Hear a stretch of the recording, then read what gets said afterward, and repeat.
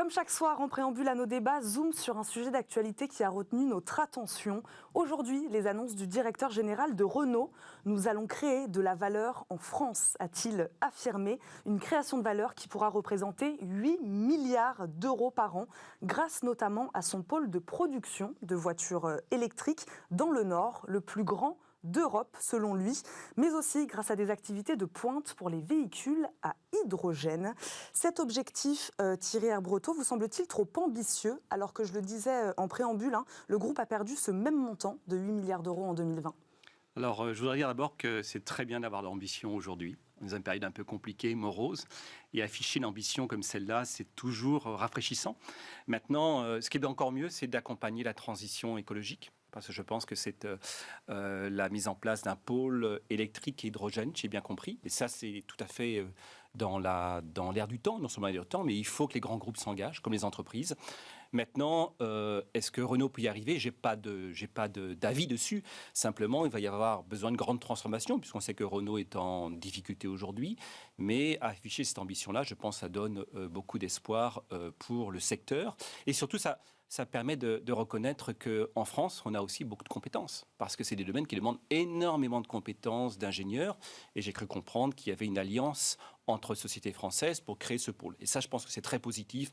Après, le montant, quand, je ne sais pas. Ouais, c'est une bonne nouvelle selon vous, pour un fleuron comme ça de l'industrie française, d'avoir ce type d'ambition ? Ah oui, tout à fait. Je pense qu'indéniablement, on a besoin d'avoir cette ambition de français d'abord, d'entreprises françaises qui travaillent avec d'autres entreprises, parce que ce n'est pas tout seul, il y a tout un écosystème qui se met en place, et tirer profit des atouts de la France. Je pense que c'est aussi un message de confiance, d'optimisme, même si ça va demander une transformation forte, mais je trouve que c'est très très bien d'avoir cette ambition. François Eckel, est-ce qu'on avait pris trop de retard peut-être sur les questions de voitures électriques, d'hydrogène, de voitures autonomes, toutes ces technologies de pointe qui vont dans le sens en effet de la transition écologique? On avait pris un peu de retard? Alors, si vous permettez, je vais peut-être d'abord faire une observation technique sur les chiffres que vous indiquez. Oui, 8 milliards d'euros, vous avez quelque chose... Les téléspectateurs comprennent, oui. Parce que le directeur général de Renault parle de contribution au PIB, au produit intérieur brut. Tout à fait. Le produit intérieur brut, c'est en effet la somme de toutes les valeurs ajoutées de toutes les entreprises.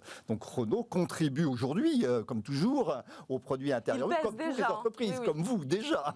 Alors, il faut comprendre aussi, donc, à travers sa valeur ajoutée. La valeur ajoutée d'une entreprise, c'est la différence entre ce qu'elle produit, ce qu'elle vend et ce qu'elle achète comme marchandises, services à d'autres entreprises. Mais la valeur ajoutée, c'est pas la même chose que le résultat comptable.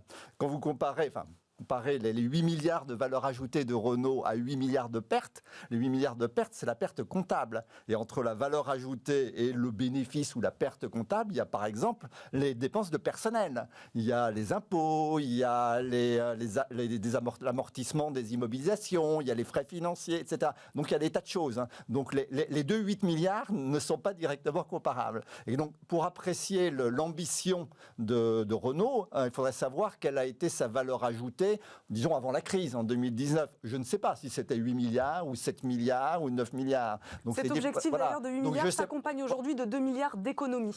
Il peut y avoir, ça peut être compatible avec 2 milliards d'économies. Il peut y avoir 2 milliards d'économies, par exemple, sur les achats aux fournisseurs de Renault et malgré tout une augmentation de la valeur ajoutée. Donc c'est difficile d'apprécier le caractère ambitieux. Maintenant, pour répondre à votre question sur le véhicule électrique, si en effet c'est lié au fait que Renault va avoir, comme ils le disent, la première usine, la principale usine européenne de construction de voitures électriques, c'est une très bonne nouvelle. Oui, bien sûr, il n'y a pas de problème.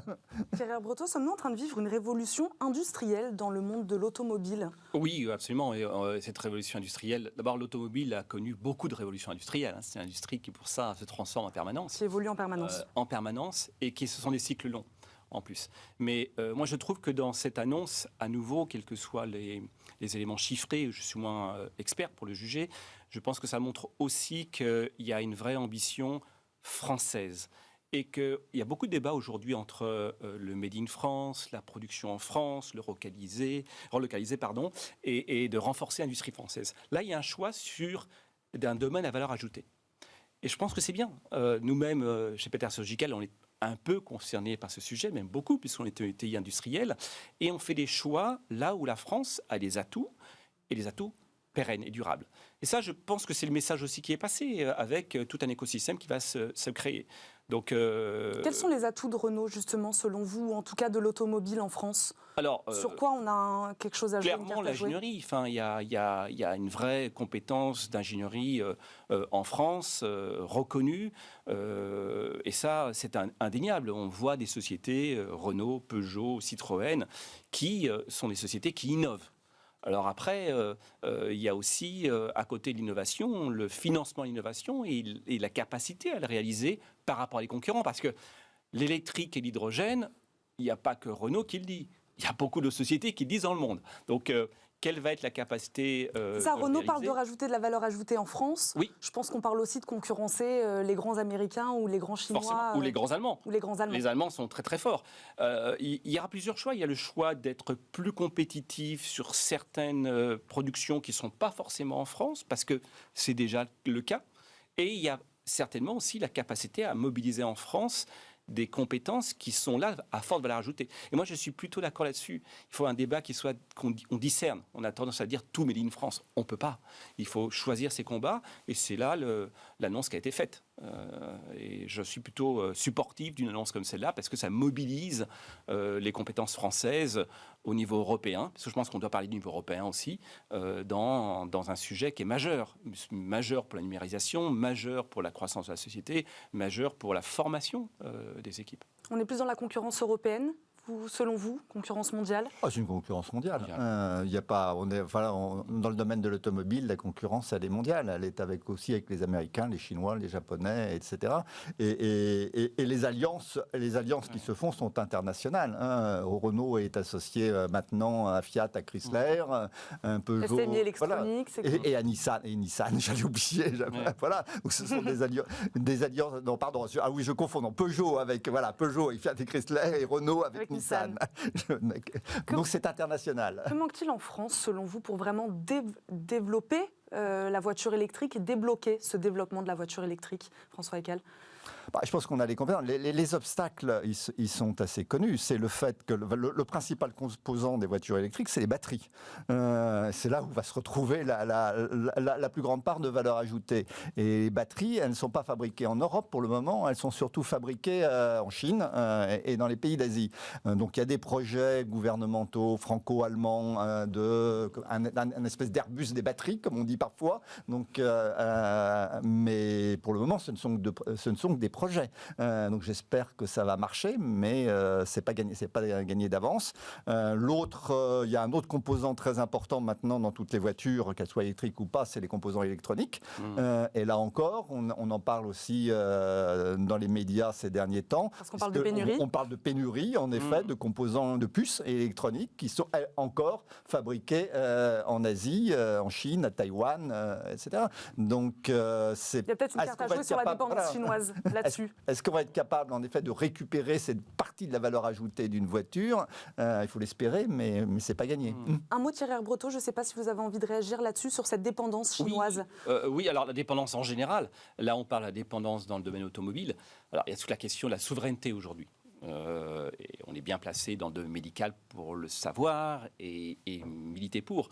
Maintenant, là encore, il faut choisir les sujets sur lesquels on peut avoir une moindre dépendance, parce qu'il reste aujourd'hui des fournisseurs dans le monde qui ont une expertise très, très, très claire, qui ont remplacé les expertises qui sont parties.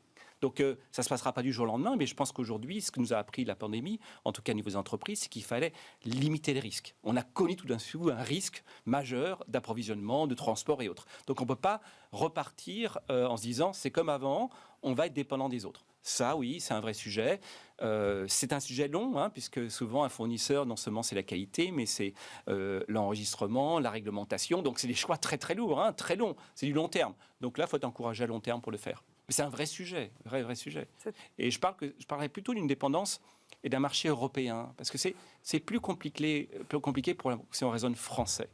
Et là, vous le disiez, la batterie, ça va être d'abord totalement un enjeu européen avant d'être un enjeu français, parce qu'on est à la mesure de la taille des Chinois et des Américains, qui ont une taille, il faut le reconnaître, très importante. C'est au niveau européen que ça va se jouer. Au niveau européen.